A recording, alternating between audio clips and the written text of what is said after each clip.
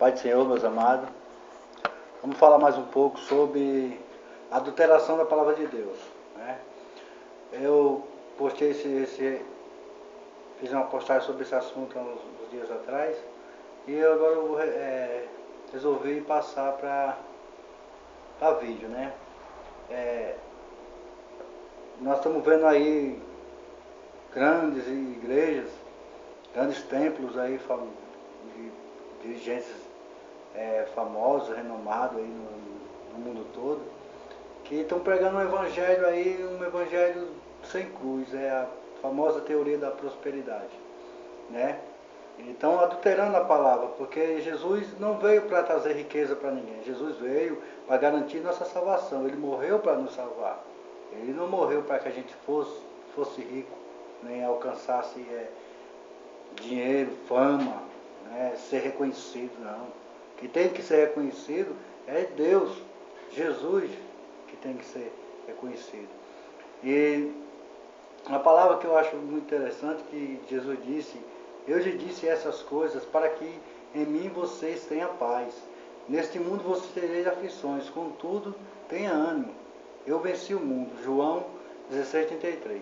Então, Jesus já veio e falou para nós que Ele passou por aquilo, por aflições, foi perseguido, até quando conseguiram matar, acabar com a vida dele.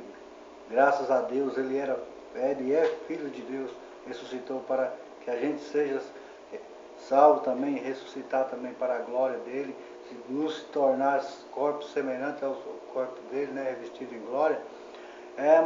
E falar sobre a gente ter cuidado sobre a teoria da prosperidade, porque não é bíblico, né? A gente sabe que crentes não podem passar por provas. Isso é a teoria da prosperidade. A própria palavra nos fala: pois o Senhor disciplina quem ama e castiga todo aquele a quem aceita como filho. Hebreus 12:6. Então, temos que ser provado. Já deixa a teoria da prosperidade já um ponto a menos.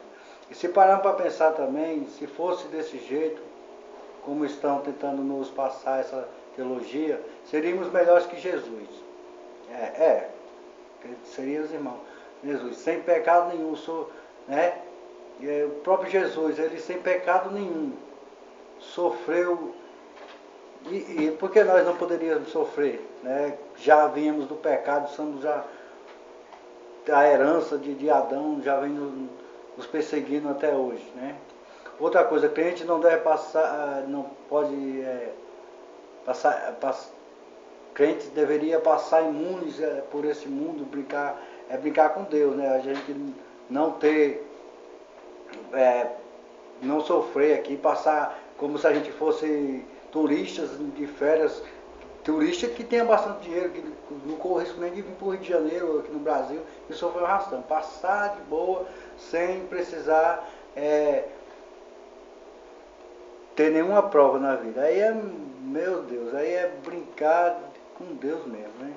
Aí nós vemos aqui outra coisa, né? Que, olha, meus amados, isso eu fico pensando porque quantos relatos a gente vê de servo de Deus que era pobre, né?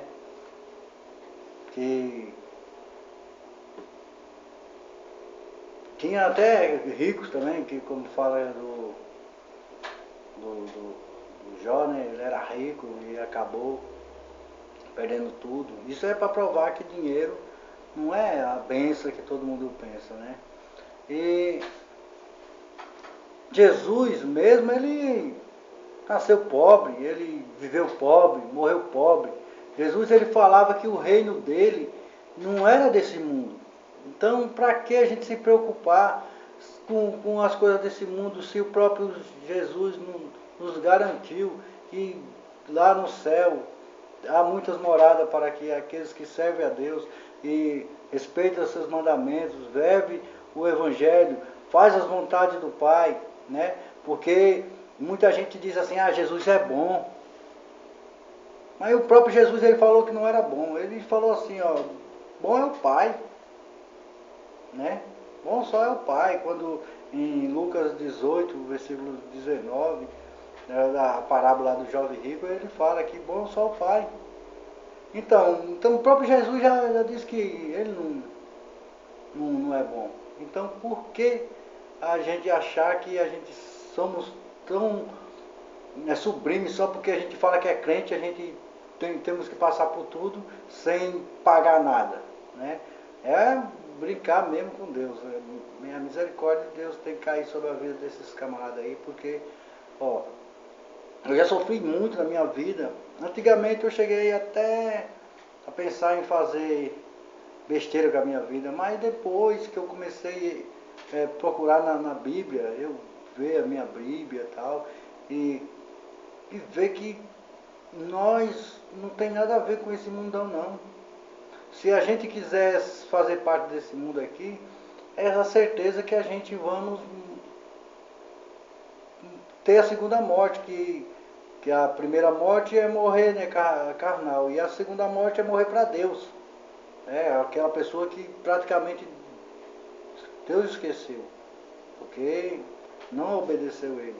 E tem muita gente que acha que depois de morrer, vou fazer uma missinha, missa de mês, missa ou aquele cara ali vai se salvar, porque nós mesmo sabemos que a própria palavra diz que depois da morte há-se o juízo. Então a gente tem que fazer, ser merecedor das bênçãos vindouras do céu, é quando estamos vivos, né? Outra coisa, a teoria da prosperidade diz que a gente não pode ser doente, né? Que se a gente estiver doente, se a gente passar por prova, a gente não tiver dinheiro, nós não somos abençoados. Isso é mentira do Satanás. Aí fica aí iludindo um monte de gente, com os coitados aí que uns aposentados, que a maioria é os aposentados que conseguem ganhar um zéinho para a igreja, e fica lá comendo o dízimo do velhinho. E o coitado lá fica passando fome, comendo puro, não tem nem dinheiro para se alimentar no fim do mês, tomar os seus remédios, porque está garantindo minha salvação. Eu vou dar o dízimo, senão o devorador vai e destrói a minha vida. Meu irmão, onde é que o inimigo, o devorador é mais do que Deus? Onde é que o dinheiro é mais do que Deus, meus irmãos? Temos que prestar atenção nisso, como é que os irmãos estão levando a palavra de Deus para as igrejas. Né? A gente sabe que Eliseu morreu de uma enfermidade, que Timóteo tinha uma doença no estômago, Paulo tinha um espinho na carne, tem gente que diz que era até já vi falar até em câncer mas já vi falar também que era um problema de vista, por isso que ele escrevia em as letras garrafais, letras grandes, né? E o pessoal fica dizendo que nós não pode passar por isso. Eu mesmo conheci um pastor que ele falava que nós não precisávamos orar nem jejuar, porque Jesus já tinha pagado por isso, né? Então, meus irmãos, eu sei que é muito difícil, né, a gente aceitar lutas, desprezo, morte. Quem serve de Deus de verdade, qual o risco de passar por isso? Se chegar no meio da rua e pregar o evangelho de verdade, fazer que nem Paulo foi o cara mais que apanhou na vida. Meu Deus do céu, Paulo ele chegou até a beirar a morte por causa do evangelho de Jesus Cristo. Hoje a gente não vê isso, né? Aqui tem o que Paulo passou. Se eles servos de Cristo, são eles servos de Cristo, eu sou fora de mim para falar dessa forma. Eu ainda mais trabalhei muito mais, fui encarcerado mais vezes, fui açoitado mais, severamente exposto a mortes repetidas vezes. 5 vezes recebi dos judeus 39 açoites. 3 vezes fui golpeado com vara uma vez apredejado, 3 vezes sofri naufrágio. Passei uma noite e um dia exposto à fúria do mar. Estive continuamente viajando de uma parte a outra. Enfrentei perigos nos rios, perigos de assaltantes, perigo dos meus companheiros, perigo dos gentis, perigo na cidade, perigo no deserto, perigo no mar e perigo dos falsos irmãos. Trabalhei arduamente, muitas vezes fiquei sem dormir, passei fome e sede, muitas vezes fiquei em jejum, suportei frio e a nudez. Além disso, enfrento diariamente uma pressão interior, a saber, a minha preocupação com todas as igrejas. 2 Coríntios 11, 23 ao 28. Aí o irmão, cuidado, né, também que a gente não sabe, ó. A gente quando vai orar, tem gente que vem, ora e já vem pedindo. Meu Deus, quando você fizer uma oração, pare com esse negócio de achar que Deus é seu parceiro, que você manda em Deus. Tem gente que fala, eu determino, eu declaro. Meu irmão, pelo amor de Deus, você não tem poder nem pela sua vida. Como é que você vai querer dar ordem para Deus? Está pensando que Deus é a sua nega? Nem a sua nega hoje. Vai gritar com a mulher hoje, mesmo que seja aquelas mais humildes lá que estão lá vendendo o seu corpo lá, as famosas meretrizes.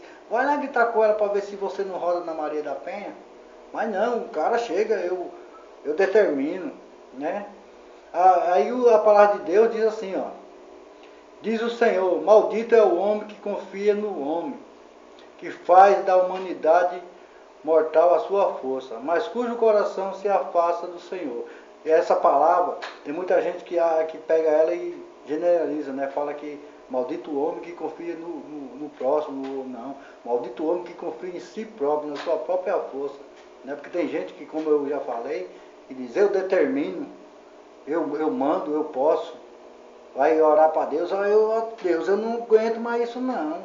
Eu quero que o Senhor mude. Meu Deus do céu, é tudo na vontade de Deus. Se você não merece, você não sabe nem falar com Deus, rapaz, você vai querer mandar em Deus, rapaz. Né? E essa palavra que eu falei, né, que maldito homem, a gente sabe que se encontra em Jeremias 17:5.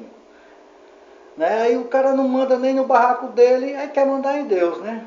Aí eu acho assim, ó, também podemos entender dessa forma, que nossa confiança tem que ser em Deus e não em nosso ego, né?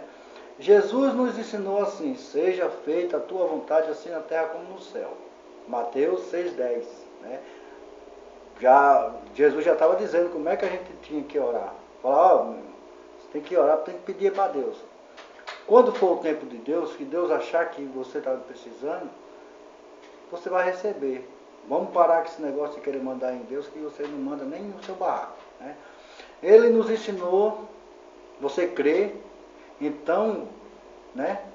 Então, o que a gente tem que fazer é ler a Bíblia, nos aprofundar mais na palavra do Senhor, porque a gente fica aqui na nossa vidinha e achando que estamos abafando, só porque a gente estamos indo para a igreja, dizendo que somos crentes, e desperdiçando nossa vida, porque na verdade não estamos vivendo para Deus. Né? A gente vê aí, ó, há muitos pastores aí caindo, né? Esses escândalos que estão acontecendo aí.